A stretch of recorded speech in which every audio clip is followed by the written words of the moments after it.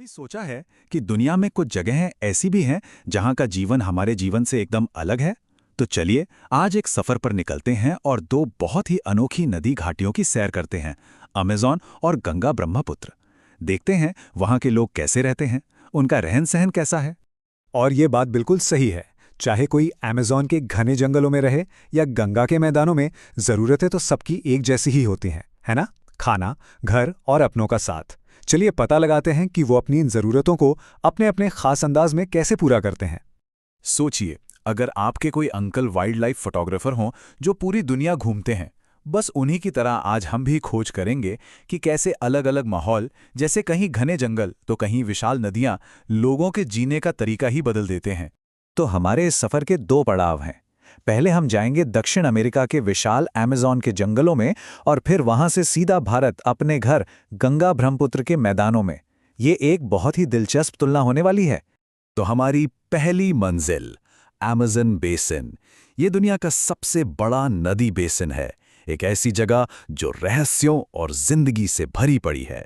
ये जो विशाल हरा भरा इलाका दिख रहा है ना, यही है अमेज़न बेसिन। ये ब्राजील और पेरू जैसे कई दक्षिण अमेरिकी देशों में फैला हुआ है और दुनिया की सबसे बड़ी नदियों में से एक अमेज़न नदी यहीं से होकर गुजरती है। अच्छा, तो ये नदी बेसिन होता क्या है? इसे एक बड़े से कटोरे की तरह समझिए।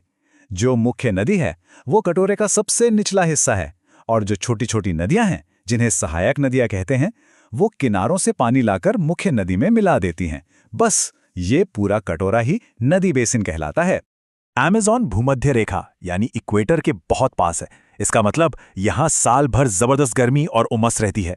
सोचिए, चिपचिपी गर्मी और फिर लगभग हर दोपहर को अचानक मूसलाधार बारिश।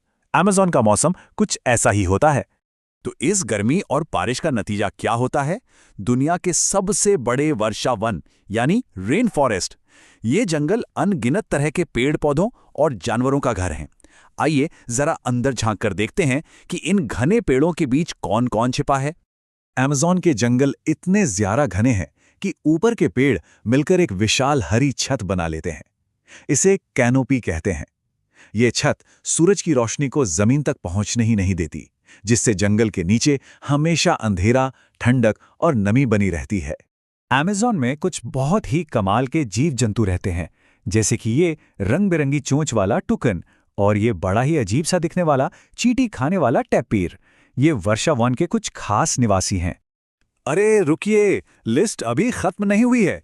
पेड़ों पर आपको बंदर और दुनिया का सबसे आलसी जानवर स्लॉथ मिलेगा। और पानी में है मगरमच्छ, विशाल एनाकोंडा और हाँ, वो नुकीले दांतों वाली खतरनाक पिराना मछली भी। सच में ये एक जंगली जगह है। तो सवाल ये है कि इतने घने जंगलों के बीच लोग रहते कैसे हैं, अपना खाना कैसे उगाते हैं? उनके पास खेती करने का एक बहुत ही स्मार्ट, सदियों पुराना तरीका है। इसे कहते हैं स्लैश एंड बर्न खेती। देखिए ये कैसे काम करता है। सबसे पहले किसान जंगल के एक छोटे से हिस्से के पेड़ पौधे काट देते हैं, फिर उसे जला देते हैं, जिससे राख मिट्टी में मिलकर उसे उपजाऊ बना देती है। और बस फिर वे कुछ सालों तक उस जमीन पर फसलें उगाते हैं।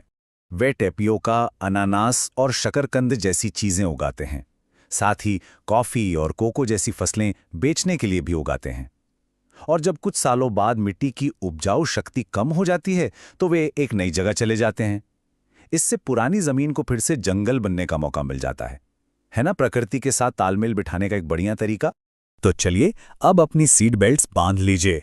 हम अमेज़न के वर्षा वनों से एक लंबी उड़ान भर के पहुंच रहे हैं भारत।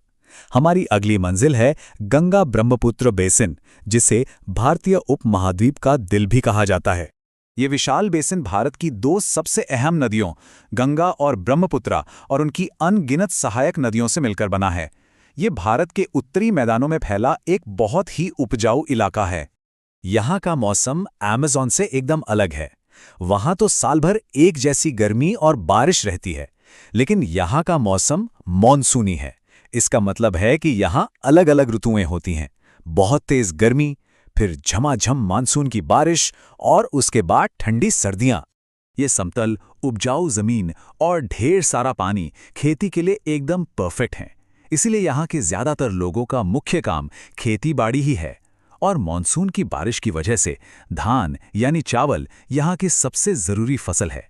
इसके अलावा गेहूं, मक्का और गन्ना भी उगाया जाता है। अच्छी खेती का मतलब है कि यहाँ बहुत सारे लोग आराम से रह सकते हैं। इसको नापने के लिए हम जनसंख्या घनत्व या पॉपुलेशन डेंसिटी का इस्तेमाल करते हैं। इसका सीधा सा मतलब है कि 1 वर्ग किलोमीटर के इलाके में कितने लोग रहते हैं। जैसे उत्तराखंड जैसे पहाड़ी इलाकों में जनसंख्या घनत्व सिर्फ 189 है। ऐसा इसलिए क्योंकि खड़ी ढलानों पर घर बनाना और खेती करना दोनों ही बहुत मुश्किल होता है, तो वहां कम लोग रहते हैं। अब इसकी तुलना बिहार जैसे मैदानी राज्य से कीजिए, जहां जनसंख्या घनत्व बढ़कर 1102 हो जाता है। ये फर्क बहुत बड़ा है। ये साफ दिखाता है कि समतल, उपजाऊ जमीन पर जीवन कितना आसान हो जाता है, जिससे वहां बहुत ज्यादा लोग बसते हैं। चाहे अमेज़न के वर्षावन हो या गंगा के मैदान, आज दोनों ही जगहें एक बहुत बड़ी चुनौती का सामना कर रही हैं, और वो है तरक्की और प्रकृति के बीच सही संतुलन कैसे बनाया जाए। अमेज़न में सड़कें बनाने और खेत तैयार करने के लिए बड़े पैमाने पर जंगल काटे जा रहे हैं। जब पेड़ कट जाते हैं तो उनकी जड़ें मिट्टी को नहीं बांध पाती। फिर तेज बारिश अपने साथ उपजाऊ मिट्टी को बहा ले जाती है और एक समय का हरा भरा जंगल बंजर जमीन में बदल जाता है। ठीक इसी तरह गंगा ब्रह्मपुत्र बेसिन में बढ़ते शहर और फैक्ट्रियों का प्रदूषण नदियों को नुकसान पहुंचा रहा है। ये सब हमें एक बहुत बड़े सवाल पर लाके खड़ा कर देता है। हम विकास कैसे करें बिना उस पर्यावरण को तबाह किए जो हमें जिंदा रखता है। हमारा भविष्य इसी संतुलन को खोजने पर टिका है, और ये एक ऐसी चुनौती है जिसका सामना हम सबको मिलकर करना है।